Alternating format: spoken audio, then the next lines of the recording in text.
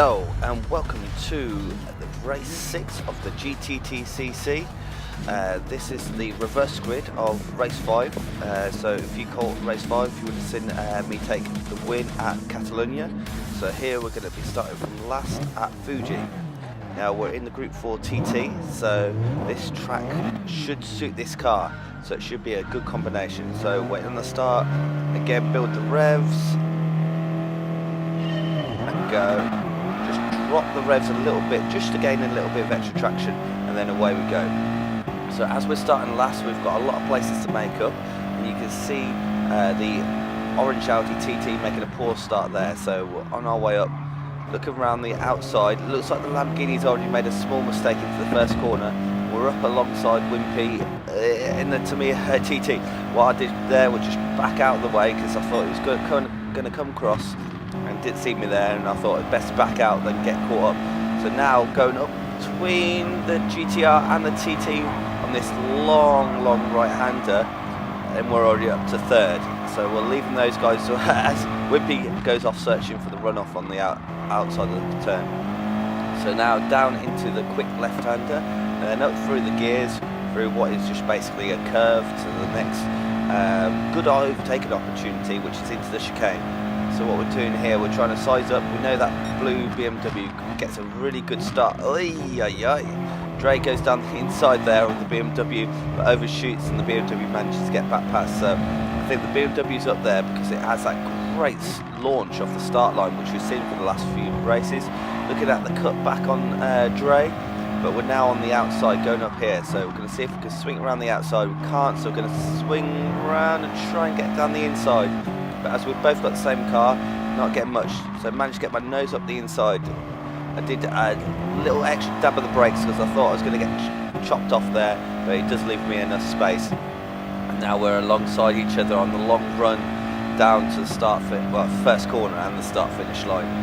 Now this is a long drag, and it looks like we've got a slight tow from the BMW ahead, and it looks like we're just managing to edge out Dre in the orange TT. So down on the brakes hard, all the way down through the gears, down to first, get to the apex, complete the move, and then back up through the gears. So now we need to chase down this blue BMW and see if we can get past him. So this is one of those U-hard corners there, and I didn't quite get into the apex, so run wide, but the BMW there taking out the cone round very wide, and that's compromised this line into here, and now we're right on the tail.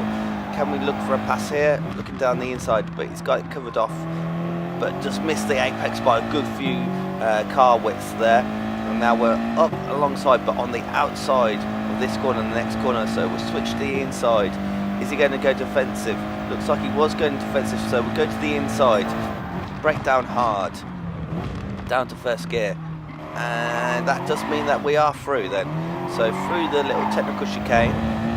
Now what we need to do is start thinking about trying to pull a bit of a gap and seeing if we can open it up, although run wide there, taking out the cone, so that's not great, and it's probably going to lead to a penalty, a 3-second penalty though, so it's a bit harsh. So decision was just let's just get it out of the way now. So backed off the accelerator, got rid of the 3-second penalty, back down to second, but we can try and catch this BMW again. Onto the start-finish straight, a bit too far away for a slipstream, so we just got to keep an eye on the guys behind. Looks like the Irishman's managed to make good progress through the field. He's now up to third. Looking at that BMW, trying to figure out where he's going to be strong and where he's going to be weak. Getting hard on the brakes at the end of the way. Whoa! So Irishman makes a lunge there, manages to get into the pass, but goes way too deep, and we managed to get back pass through. I was not expecting that, was not anticipating that, so it was a good move there, just a little bit too deep. So in the first two corners we can see we've really caught up on this BMW. He's now out very wide there, trying to get a late apex, but again he's missed the apex a little bit, so did I, but coming down into this corner again, maybe going in a bit too deep on the brakes there. Needs to brake a little bit earlier and get in towards that inside clipping point. So looking at the BMW again, remember we passed him at this point on the last lap. going a lot more defensive this time, so we're going to have to go around the outside. Get alongside, but there just isn't the space, and now we're being attacked by the orange TT again. So we need to hurry on up and get on with this move here, really. Along this right-hander here, this is where we made a mistake before. This time we back off a little bit more to try and avoid making the same mistake. Getting a good exit out of there, up through the gears. What we're trying to do here is extend the entry into it so we can get on the power nice and early. So BMW gets on the power, gets a little bit squirmy though, so that's going to definitely help us. We've managed to pull away from the guys behind, and we are now starting to get sucked along into the slipstream. Which way we go, left or right? Give him a quick flash, let him know we're here. So we'll go to the inside, try and secure the inside line for us. And it looks like there was a slipstream and a good exit. We managed to get back up into first, braking there.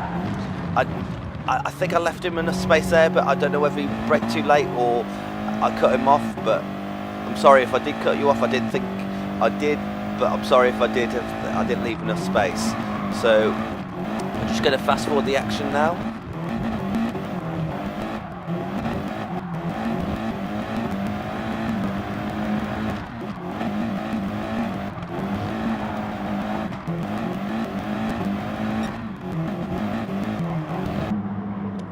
So, checking in with the action further behind, we can see Dre is dropped down to 5th. Remember, he was somebody that was fighting with at the front.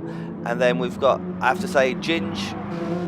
Best livery of the night goes to Ginge's Castrol GTR. Absolutely cracking livery there. It looks like it took a lot of time and effort, although he decides to dunk it into the wall.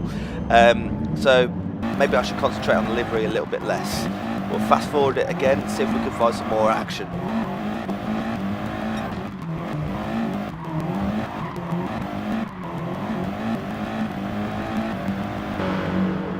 So we're joining the action again. Here we've got 4th, we've got Wimpy in the Tamiya being chased down by Dre in that orange TT. So it looks like Dre's got a little bit of this slipstream down this long back straight. Actually, I think it's about a mile, the total length of this straight. So it's quite interesting to see if we can get a good toe and try and attack into the first corner. Not quite, but he is very close. Getting a nice apex. Well, it looks like Wimpy's gone way off there, because Dre's managed to make the pass. He managed to get to the apex. It looks like Wimpy maybe made the mistake, maybe caught a bit of the grass on the initial braking and has dropped down now to 5th. So follow the action. That's really cost him quite a bit there. They're both in the same car, so this really comes down. Wimpy again making a mistake in the background there, going way too wide, getting on the grass there, and he's just hemorrhaging time now. Looking back at the field, it also looks like Ricky and Ginge are looking pretty close, going through the same long, I think the corner's called 130R. So Ginge, after making that mistake with Ricky in the weathered Heineken Subaru, going around the outside, and does look like he's got the pass done. Although they look like they're side by side, going down to the chicane. Ricky's got the racing line, so should have something there. And they again still side by side through here. GTR now on the inside for this corner, so the Subaru has to concede it, but the GTR is running very wide, skating around the outside, and it looks like Ginge goes right off where we made a mistake. It's probably going to end up with a penalty if it's anything like my one. And it looks like Ricky's got through and can now extend his lead over Ginge. What we're going to do now, we're going to join the action as we go through my fastest lap of the race. So it really starts back at the last turn. You need to get a good exit. You want to be on the power early. With this car, you tend to get on the power, and then it kind of gives understeer, and then you push through it, and then you get like the diff working, and it starts pulling you through. So down the start-finish line, change up to 6 at 140 as usual, all the way down this long straight. And what we're going to do, we're going to look to the left-hand side and brake just between the cones and the curb, all the way from 6th down to 1st, using the gears to actually slow us down. Once it's in, get on the power, straight through 1st, into 2nd, into third, ran a little bit wide there on the curbing, but not too bad. This corner we're going to be up to fifth, so brake down one gear, throw it in, try to get your wheel on that curb there and get back on the power as early as possible without running too far. So this one, just rev it out in fourth, back off, wait for the front end to start turning, and then we can slowly start applying the power. Up to here, brake down 2 gears, make sure you get to this curb here and then back on the power as early as possible. All the way up through third and then up to fourth. So here, just trying to take the line of least resistance. Try not to scub much speed away, so we're going to brake as soon as we hear the lap time board. We wait a second and then get on the brakes, down to first again, into the chicane, up through first, into second, and then up through second, into third. Again, trying to get as much curb without doing too much. Stay in third, a little bit of dapper brake, get through there. I tried second, but it was just a bit too eager. Stay in third, back down to second, brake and then late apex there, and then back on the power. Again, going to go all the way to the left and try and open this corner up as much as possible, down to third, and then try and be on the power as soon as possible. Would have been nicer to be on the power a little bit earlier, but it would have caused more understeer. And then we're back through the gears, and then powering down this start-finish straight. Have a quick look behind, see what the other people are doing. 140 up to fourth, and that's a 143.560, so a good lap time there.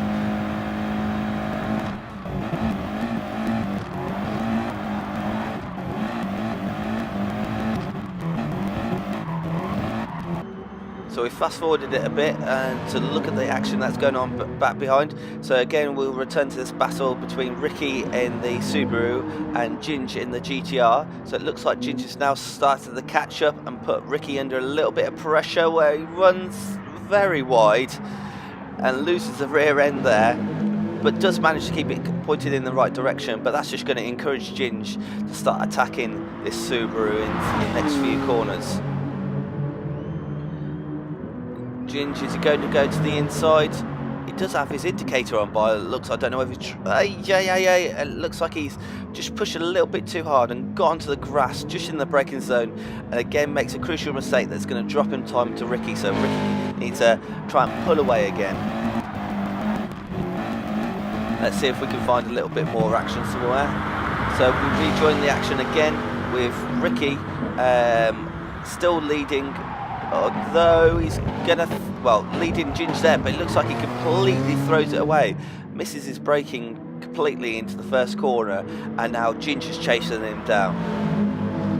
So can Ginge get past Ricky and not make a mistake? It looks like Ricky might be struggling a little bit here, missed the apex there by a long way, and this is the corner which he made the mistake before. So is he going to be cautious?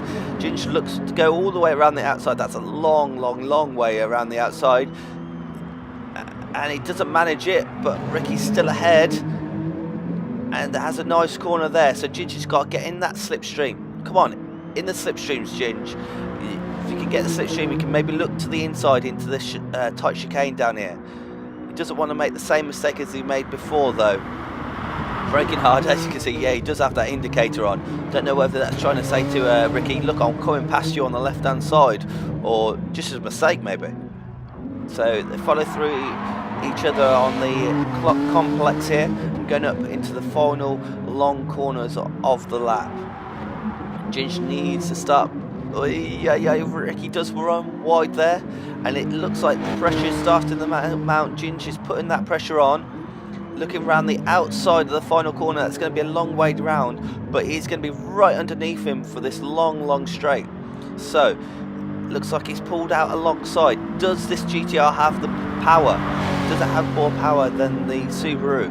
The Subaru is going to occupy the middle of the track. See if he can hold him off, but it looks like the GTR's got a slight more top end grunt and has pulled past the Subaru as we go down to turn 1. Can Ricky come back? It's the next question. Ginge brakes. He brakes way too late. He suckers Ricky into it, and he's now in the gravel after all that hard work of catching and repassing. He's going to throw it away and giving it back to Ricky. Come on, Ginge, you got to get this together. Got some good speed there, but keep on making mistakes like that. And he makes another mistake, running too wide there. Now, it might not have lost him much time on the track, but that's going to kill him. It's probably going to give him a nice fat penalty, and that's where it will struggle with it.